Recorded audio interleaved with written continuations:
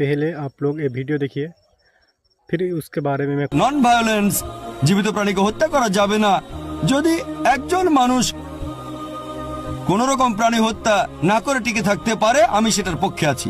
এখন তারা বলে প্রাণী হত্যা করা এটা খুব বড় পাপ, কারণ এটা হচ্ছে জীবন, জীব হত্যা করা নিষিদ্ধ। এখন বিজ্ঞান উন্নত হয়েছে আর আমরা জানতে পেরেছি যে গাছপালারও জীবন আছে। তাহলে ভেজ খাবার খেলেও তো জীব হত্যা করছেন। তখন যুক্তি বদলায়, ঠিক আছে আমরা মানছি যে গাছপালারও জীবন আছে, তবে ব্যথা অনুভব করতে পারে না। তাহলে একটা গাছকে হত্যা করা প্রাণী হত্যার চেয়ে কম গুরুতর পাপ।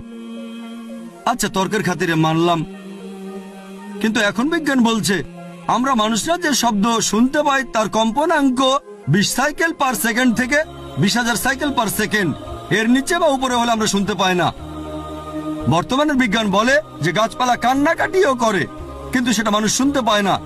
আমেরিকার এক কৃষক একটা যন্ত্র বানিয়েছেন যেটা দিয়ে গাছের কান্না মানুষ শুনতে পাবে আর জানতে পারবে কখন গাছের পানি লাগবে।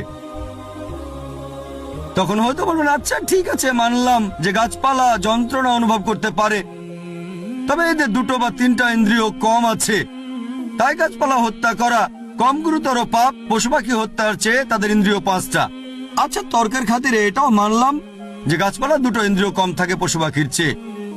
আপনাদের একটা প্রশ্ন করি, যে ধরেন আপনার ভাই, আল্লাহ না করুন, ধরেন সে জন্মালো বোবা আর কালা হয়ে, আর বড় হওয়ার পরে তাকে কেউ মেরে ফেললো, তখন কি জজের কাছে গিয়ে বলবেন, মাই লর্ড এই খুনিকে কম শাস্তি দেন কারণ আমার ভাই ছিল বোবা আর কালা?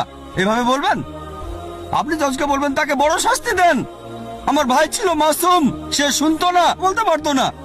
তাই ইসলাম ধর্মে এমন না যে 2টো ইন্দ্রিয় কম বা 2টো বেশি। আল্লাহ পবিত্র কোরআনে বলেছেন সূরা বাকারা অধ্যায় 2 আয়াত 168, তোমরা বৈধ আর পবিত্র খাদ্যবস্তু থেকে আহার করো, যেটা ভালো পবিত্র সেটা খেতে পারেন। আর এছাড়াও যদি অমুসলিমরা তারা ননভেজ খাবার খেতে না চায়, আমার কোনো সমস্যা নেই, আপত্তিও নেই। শুধুমাত্র যখন বলছেন এটা পাপ, মানবতার বিরুদ্ধে, তখন আমি উত্তর দিচ্ছি